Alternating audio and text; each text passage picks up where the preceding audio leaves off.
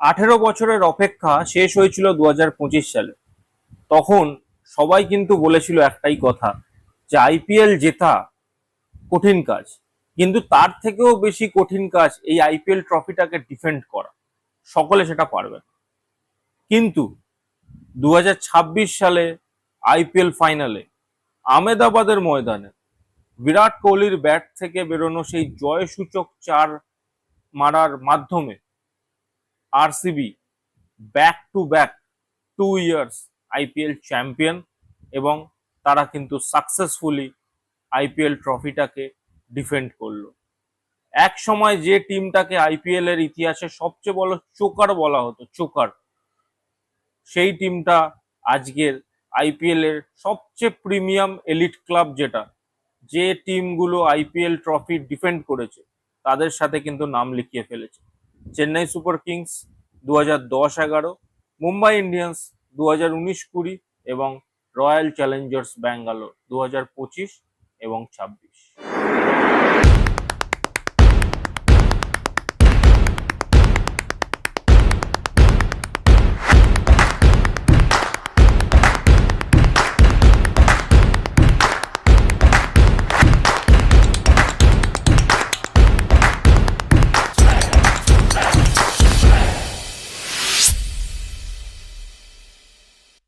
এই আইপিএল এর ফাইনাল ম্যাচটা কিন্তু একদম আমরা বলতে পারি ওয়ান সাইডেড টাইপের ম্যাচ ছিল।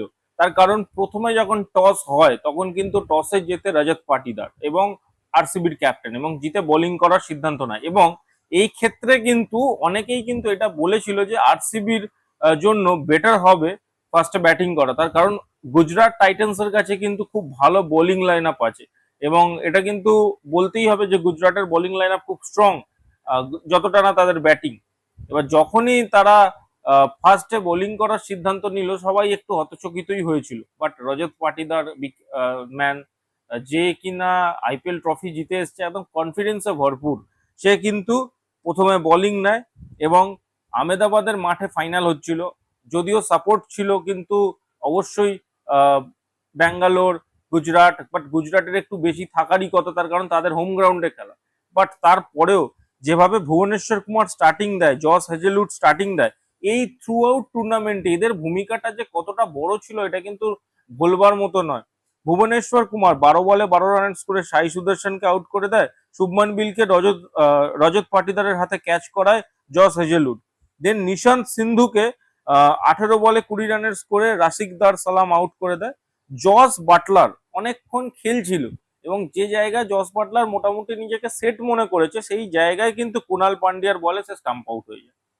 মানে স্টেপ আউট করার দরকার ছিল না, আরেকটু যদি জস বাটলার খেলে যেত, রানটা যদি 180-90 অব্দি নিয়ে যাওয়ার চেষ্টা করতো, আই থিঙ্ক টাইট ম্যাচ হতো। বাট জস বাটলার যখন আউট হয়ে যায় তখন কিন্তু আমি বুঝেই গেছিলাম এই ম্যাচ আর বেশি দূর যাবে না, কারণ ওয়াশিংটন সুন্দর 37 বলে 50 রান করে যদিও, বাট তার সাথে কেউ কন্ট্রিবিউট করতে পারে না। আরশাদ খান 6 বলে 15 রান করে, রাহুল ত্রিপাঠিয়া 5 বলে 7 রান করে, জেসন হোল্ডার 5 বলে 7 রান করে, রাশিদ খান 3 বলে 7 রান করে। তো তাকে সাথ দেওয়ার মতো কেউ ছিল না, একা ওয়াশিংটন সুন্দর 37 বলে 50 রান করে নট আউট থাকে, এবং টিমের স্কোর কোনো মতে 155 রানের কাছে নিয়ে যায়। যেটা চেস করতে আসে royal challengers Bangalore. Bangalore chase করতে এসে কিন্তু ভেঙ্কটেশ আইয়ার ইম্প্যাক্ট প্লেয়ার হিসেবে ঢোকে এবং তাবাড়তোড় খেলতে শুরু করে। 16 বলে 32 রান করে। মোহাম্মদ সিরাজের বলে আউট হওয়ার আগে সে মোটামুটি বিরাট কোহলির সাথে একটা 62 রানের পার্টনারশিপ করে দেয় 4 ওভার 3 বলে পাওয়ার প্লের ভিতরেই, এবং এখানে কিন্তু টেমপ্লেট সেট হয়ে যায়। যদিও তারপরে দেবদত্ত পাডিক্কাল আউট হয়ে যায় কাগিসো রাবাডার বলে, এবং রজত পাটিদার আর কুনাল পান্ডিয়া একই ওভারের মধ্যে রাশিদ খানের শিকার হয়। কিন্তু তা সত্ত্বেও যে হারে ম্যাচ বেরিয়ে গেছিল, 91 রানে 4 উইকেট কিন্তু পড়ে যায় আরসিবিরও। বাট বিরাট কোহলি ময়দান ছাড়ার পাত্র কিন্তু সে নয়। বিরাট কোহলি ময়দানে থাকে, বিরাট কোহলি লাস্ট অব্দি নট আউট থাকে, ট্রফি জেতায়। টিম ডেভিড আউট হলেও বিরাট কোহলি কিন্তু লাস্ট অব্দি থাকে, এবং লাস্ট 4টা সে মারে। 42 বলে 75 রান করে, 9টা 4 3টে 6, 178 স্ট্রাইক রেটে। Different kind of beast Virat Kohli যখন সেটা চেজের ব্যাপার আসে। এই চেজ মাস্টার টিমে আসে বলেই হয়তো রজত পাটিদার ফাইনালের মতো ম্যাচে গিয়েও কিন্তু চেস করার সাহস বা কনফিডেন্স দুটোই কিন্তু পায়। আরসিবির বোলিং কিন্তু one of the best thing যেটা এবছর হয়েছে। আহ, ভুবনেশ্বর কুমার 4 ওভারে 29 রান দিয়ে 2 উইকেট নেয়। জস হেজেলউড 4 ওভারে 37 রান দিয়ে 2 উইকেট নেয়। রাসিকদার সালাম, ইয়াস দায়ালের বদলে কে খেলবে এটা নিয়ে কিন্তু একটা টেনশন ছিল। রাসিকদার সালামকে প্রথম ম্যাচ থেকে খেলায় রাজত পাটিদার, সে কিন্তু পুরো নিজের জায়গাটা প্লে করে। 4 ওভারে 27 রান দিয়ে 3 উইকেট নেয় এবং কুনাল পান্ডিয়া 4 ওভারে 23 রান দিয়ে 1 উইকেট নেয়। এই জায়গায় দাঁড়িয়ে যে একটা টিম পারফরমেন্স, টোটাল একটা টিম পারফরমেন্স তারা করে, তার জন্য কিন্তু back to back trophy, IPL trophy কিন্তু জিতে নেয় রয়্যাল চ্যালেঞ্জার্স ব্যাঙ্গালোর। অবশ্যই এই ম্যাচটা কিন্তু কখনোই আমরা বলবো না যে একটা নর্মাল ম্যাচ ছিল, এটা কিন্তু একটা আধিপত্য বিস্তার করার ম্যাচ ছিল।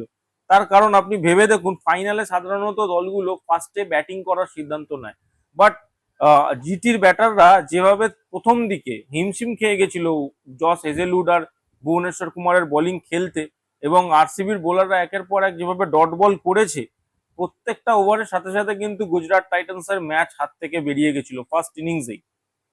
বোলিং এ যে মাস্টার ক্লাসটা ছিল সেটা কিন্তু বলতেই হবে। বছরের পর বছর আরসিবির যে টেমপ্লেট ছিল তাতে কিন্তু তাদের বোলিং যে উইক ছিল এটা কিন্তু অস্বীকার করা যাবে না।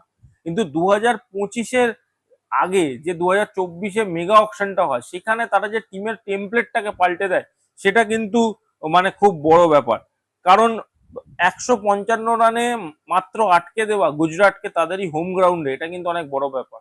এবং এই 155 রান, যেখানে 200 রানও একটা মানে কি বলবো সেফ স্কোর নয়, সেই জায়গায় 155 রান খুবই ইজি হয়ে যায় ম্যাচটা, যেখানে সেকেন্ড ইনিংসে পাওয়ার প্লেও এত ভালো স্টার্টিং পায়।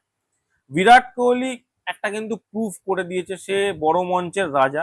যখনই বড় ম্যাচ হয় বিরাট কোহলি কিন্তু স্ট্যান্ড আপ করে, এটা কিন্তু আমাদের বলতে হবে।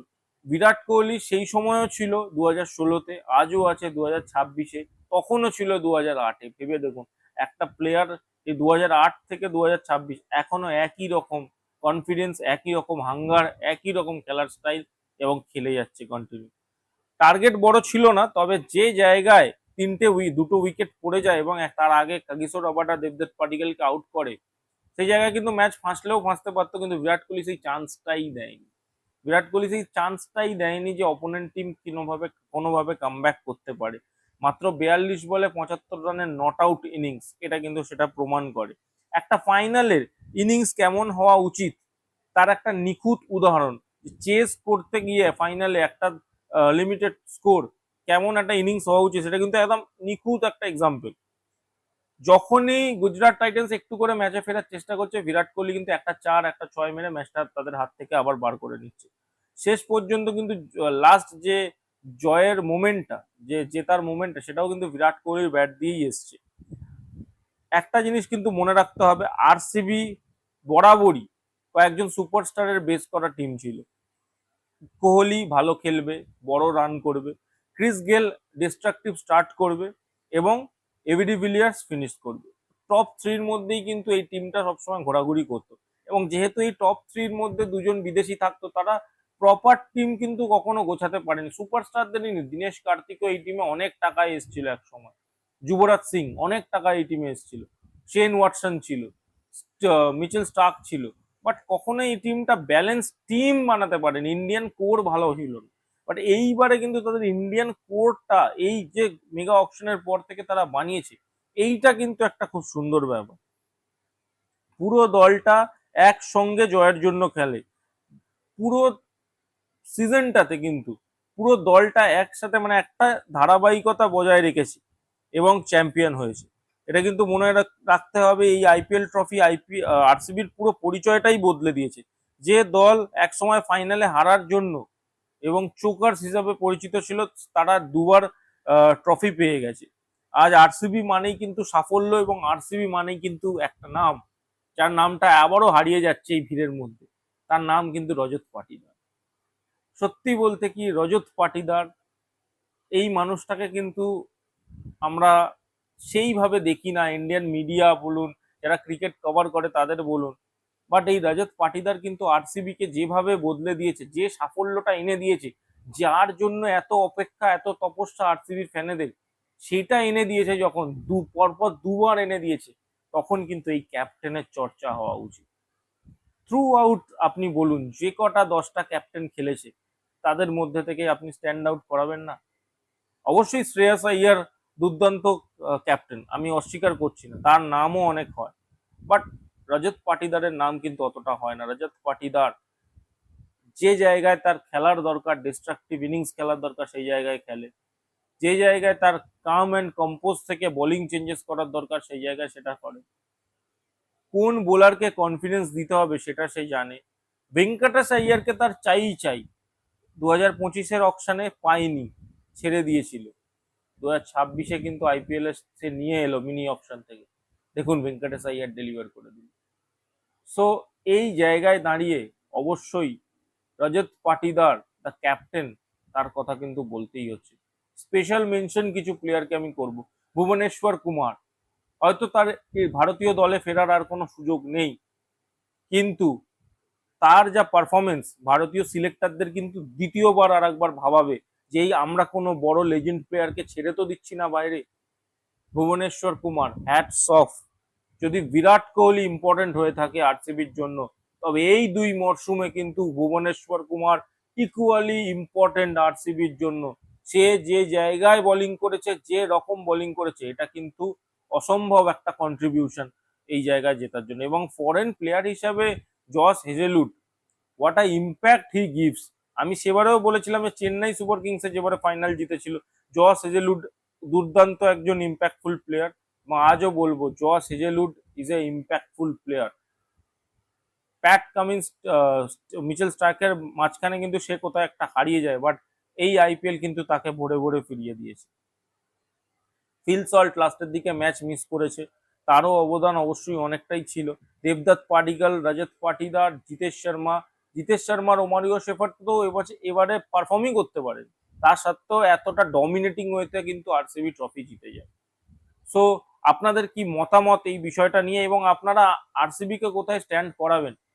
পিক চেন্নাই সুপার কিংস এর ওপরে, যেটা 2010-11-তে চেন্নাই জিতে এসেছিল, নাকি পিক মুম্বাই ইন্ডিয়ান্স এর ওপরে, যেটা 2019-20-তে মুম্বাই ইন্ডিয়ান্স জিতেছিল? সেটা অবশ্যই কমেন্ট করে জানান। ভিডিওটা ভালো লাগলে ভিডিওটাকে ডেফিনেটলি লাইক করে দিন, শেয়ার করে দিন, এবং চ্যানেলে নতুন হয়ে থাকলে কিন্তু চ্যানেলটাকে সাবস্ক্রাইব করে দিয়ে যেতে ভুলবেন না। এই বলে আমি ভিডিওটা শেষ করছি, ধন্যবাদ।